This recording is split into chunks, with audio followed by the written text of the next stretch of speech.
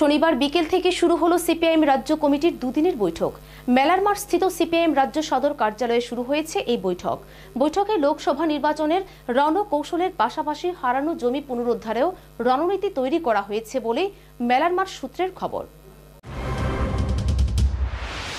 শনিবার রাজধানীতে বিজেপির সর্বভারতীয় সভাপতি অমিত শাহ সুবিশাল জনসভা করে লোকসভা নির্বাচনের প্রচার শুরু করে দিয়েছেন।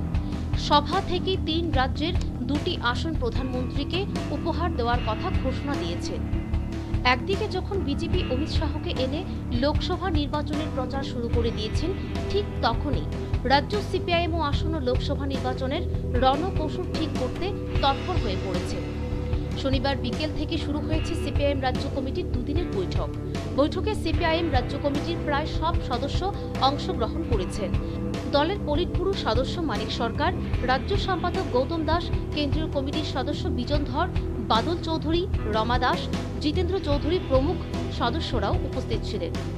যতদূর জানা গেছে, আসন্ন লোকসভা নির্বাচন নিয়ে আলোচনা হবে বৈঠকে।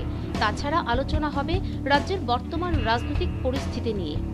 সদ্য সমাপ্ত পুর এবং নগরের উপভোটে যেভাবে সন্ত্রাসের অজুহাত তুলে প্রার্থী দিতে পারেনি দল এবং দিলেও বিভিন্ন জায়গা থেকে পরে তা প্রত্যাহার করে নিয়েছে, তা নিয়ে বৈঠকে আলোচনা হবে।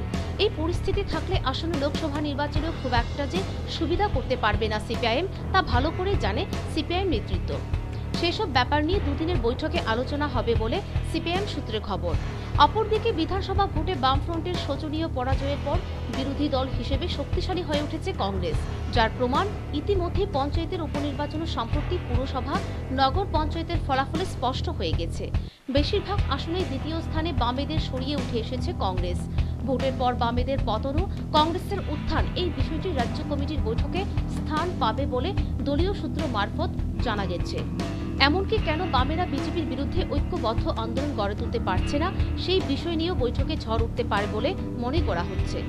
প্রসঙ্গত বলা বাহুল্য, দলের নতুন রাজ্য সম্পাদকের দায়িত্ব গৌতম দাসের হাতে আসার পর এই প্রথম রাজ্য কমিটির বৈঠক করছে সিপিআইএম। যে গৌতম দাসকে দলের নিচু তলার অধিকাংশ কর্মী সমর্থকই চেনেন না, দলের অধিকাংশ নেতাদেরই পছন্দের পাত্র নন গৌতম বাবু। কিন্তু মানিক সরকারের কাছের লোক হওয়ায় লবিবাজি করে জিতেন্দ্র চৌধুরীকে সম্পাদক মণ্ডলের ভোটে হারিয়ে সম্পাদকের পদ হাসিল করেন গৌতম। তবে গৌতম দাস সম্পাদক হওয়ার পর থেকে দলের জনপ্রিয়তা কমতে শুরু করেছে বলে সূত্রে খবর। বিশাল করে গৌতম দাসের উপর আক্রমণ ও দলীয় অন্তর্কোন্দলের ফলে হতে পারে বলে অনুমান অনেকে। এমতাবস্থায় গৌতম দাসের উপর ভর করে রাজ্য সিপিএম কতটা এগোতে পারবে তা বলবে সময়। Bureau report, news vanguard.